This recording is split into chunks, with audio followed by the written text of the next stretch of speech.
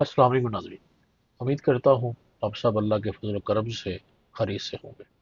बांगे दरा से अल्लामा साहब की नज़म जवाब शिकवा लेकर आपकी खिदमत में हाजिर हूँ। मैंने पहले शिकवा पेश की थी अपनी बसात के मुताबिक मुसलमानी और तशरीह के साथ, और कुछ दोस्तों ने उसको काफ़ी पसंद किया। तो फिर मुझे हिम्मत पड़ी कि मैं जो है वो जवाब शिकवा भी आप लोगों की खिदमत में पेश करूँ। तो आज उसका आगाज़ करते हैं। जब अल्लामा साहब ने शिकवा लिखी तो उसके जवाब में फिर बहुत सारे शायरों ने अपनी अपनी बसात के मुताबिक हुनरमंदी का मुजाहरा किया, मगर शिकवा के जवाब में लिखे जाने वाली सारी नज़में ज़्यादा देर पासाबंद ना हो। और शिकवा के जवाब में लिखी जाने वाली नज़में जब अल्लामा साहब की नज़र से भी गुजरी तो उन्हें फिर जवाब शिकवा जो है वो लिखनी पड़ी। वैसे भी शिकवा जो है वो एक सवाल था, एक शिकवा था, और उसका जवाब जो है वो भी अल्लामा साहब पे ही उदार बनता था। चुनाचे 1.5-2 साल के अरसा के बाद उन्होंने जवाब शिकवा लिखी। ये 1913 के दशे में पढ़ी गई, जो नमाज मगरिब के बाद बैरूनी मोची दरवाज़ा में मुनक़द हुआ था। अल्लामा साहब ने नज़म इस तरह पढ़ी कि हर तरफ से दाद की बौछार में एक एक शेर नीलाम किया गया और उससे ग्रां कदर रकम जमा करके बलकान फंड में दी गई। शिकवा की तरह से जवाब शिकवा के तर्जमे भी कई ज़बानों में मिलते हैं। शिकवा में इकबाल ने इंसान की ज़ुबानी बारगाह रब्बानी में शिकवा पेश किया, शिकायत पेश की। शिकवा में मुसलमानों की जुल्म हाली बयान की गई थी और उसकी वजह पूछी गई थी। फिर वहाँ मायूसी और दिल शिकस्तगी की एक कैफियत थी।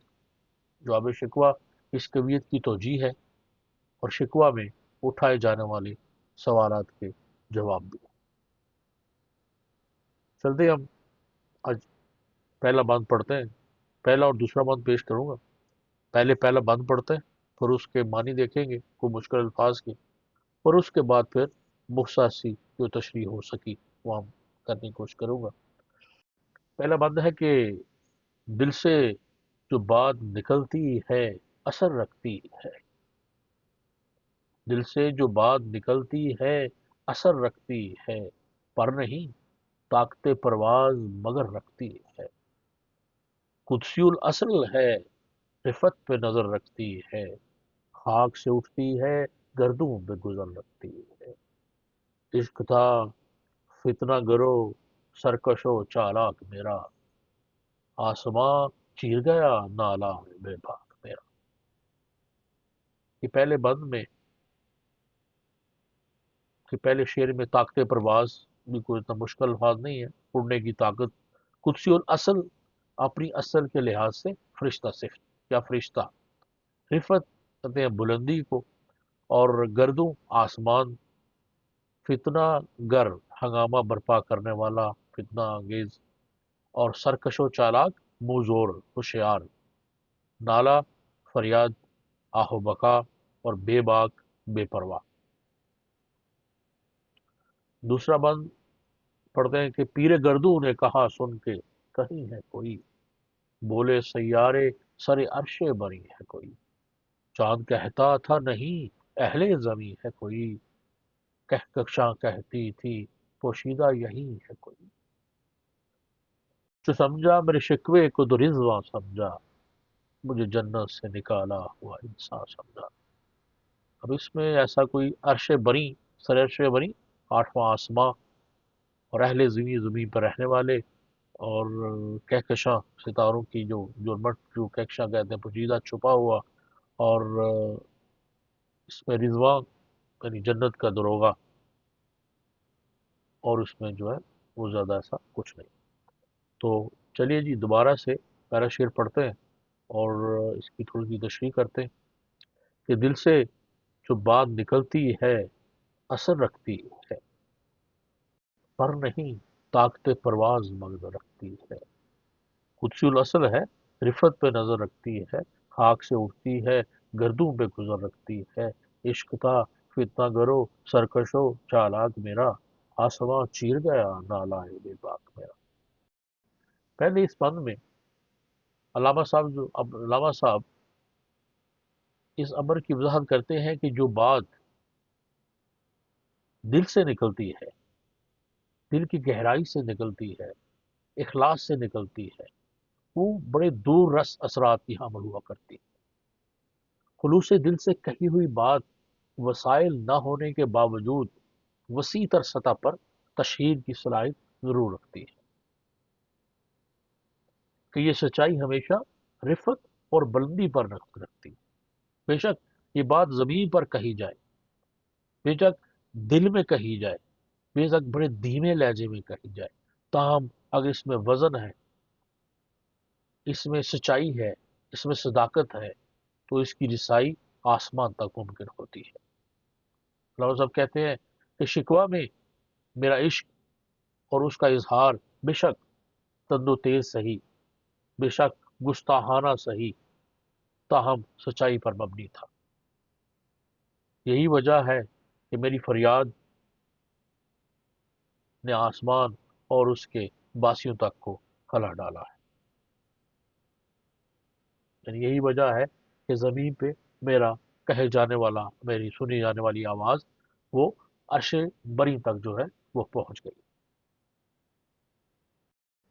اور اسی طرح دوسرے میں سے دوسرا جو بند ہے، اس میں علامہ فرماتے ہیں کہ پیر گردو نے کہا سن کے کہیں ہے کوئی، بولے سیارے عرش بری ہے کوئی، چاند کہتا تو نہیں اہل زمیں ہے کوئی، کہکشاں کہتی تھی پوشیدہ یہی ہے کوئی، وہ جو سمجھا میرے شکوے کو تو رضواں سمجھا، مجھے جنت سے نکالا ہوا انسان سمجھا۔ تو دوسرے بند میں بھی یہی کہہ رہے ہیں کہ میری آواز، میری فریاد جب بلند ہوئی اور وہ آسمان تک پہنچی، عرش برین تک پہنچی، تو وہاں سے آسمان نے کہا لگتا ہے کہ قریب ہے کوئی شخص، کہ یہیں سے یہ آواز جو آئی ہے کہ یہیں سے آ رہی ہے۔ اور سیاروں کا خیال تھا کہ یہ جو فریادی ہے یہ عرش پر ہی موجود ہے، اور چاند کا استدلال یہ تھا کہ یہ تو کوئی زمین پہ رہنے والا شخص ہے، اہل زمین ہے کوئی، جبکہ کہکشاں کا خیال تھا کہ یہ شخص کہیں ہمارے ارد گرد ہی چھپا ہوا ہے۔ کچھ نہ سمجھا، کچھ جو سمجھا میرے شکوے کو تو رضوا سمجھا، تاہم اگر میری فریاد کو کسی حد تک حقیقت روح میں کسی نے دیکھا ہے، کسی نے سمجھا ہے، تو وہ جنت کا دروغہ ہے۔ وہ سمجھ گیا تھا کہ یہ وہی ہے جو یہاں سے نکالا گیا تھا، یہ وہی ہے جنت کا باسی ہے، یہ یہی رہنے یہاں سے نکالا ہوا ہے، اور یہ انسان ہی ہے جس کی آواز جو ہے وہ عرش بری پر پہنچی ہوئی ہے۔ چلیے جی، چلنے سے پہلے ایک دفعہ دوبارہ اشعار پڑھتے ہیں تاکہ ان کے جو معنی ہیں، ان کا جو مفہوم ہے وہ سیدھا ہمارے دل پر منکشف ہو۔ دل سے جو بات نکلتی ہے اثر رکھتی ہے، پر نہیں طاقت پرواز مگر رکھتی ہے، قدسی الاصل ہے رفعت پہ نظر رکھتی ہے، خاک سے اٹھتی ہے گردوں پہ گزر رکھتی ہے، عشق تھا فتنہ گرو سرکش و چالاک میرا، آسماں چیر گیا نالا ہے بے باک میرا۔ پیر گردوں نے کہا سن کے کہیں ہے کوئی، بولے سیارے سر عرش بری ہے کوئی، چاند کہتا تھا نہیں اہل زمیں ہے کوئی، کہکشاں کہتی تھی پوشیدہ یہی ہے کوئی، کچھ تو سمجھا میرے شکوے کو تو رضواں سمجھا، مجھے جنت سے نکالا ہوا انسان سمجھا۔